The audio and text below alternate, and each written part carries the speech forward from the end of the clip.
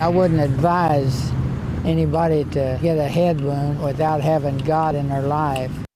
Veterans and active military members across the nation are being recognized for their services today. Good evening, I'm Heather Lewis. We're glad you're here at 6 on this Veterans Day. I'm David Oliver. Up first tonight, Color 10's David Chasanoff is here. He met with Vietnam veteran Donald Mason, who survived a grenade attack that removed 30% of his brain. Tell us how he survived, David.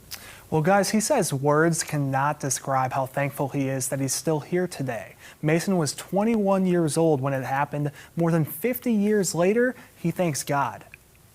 At 21 years old, Donald Mason was getting ready to start his military career. I went through basic training at Leonard Wood, then I went to Fort Polk and did AIT, and then I come home with a 10-day leave. 5 days later, he went to Washington and then Vietnam. Being there 2 months, and I was a machine gunner. One day, Mason volunteered to set up a machine gun, which is when he got hit by shrapnel from a grenade. I got hit there in the forehead, as you can see, and they took out 30% of my brain. He was in a coma for about 2 months while suffering from malaria and blood clots. I spent 15 months and 20 days all together in the military, and 10 and a half months of that was in the hospital. Mason says doctors told him he's lucky to be alive. If it hadn't been for God, I wouldn't have been able to even exist. Luckily, his sacrifices did not go unnoticed. Mason earned a Purple Heart in 1992, a Bronze Star in 97, and a Great American Heroes Award in 98. Missouri Senator Roy Blunt even thanked him for his service when he was a state representative. Since serving his country, Mason has shifted his focus to helping others, with his wife Donna on his side. We've done foster care.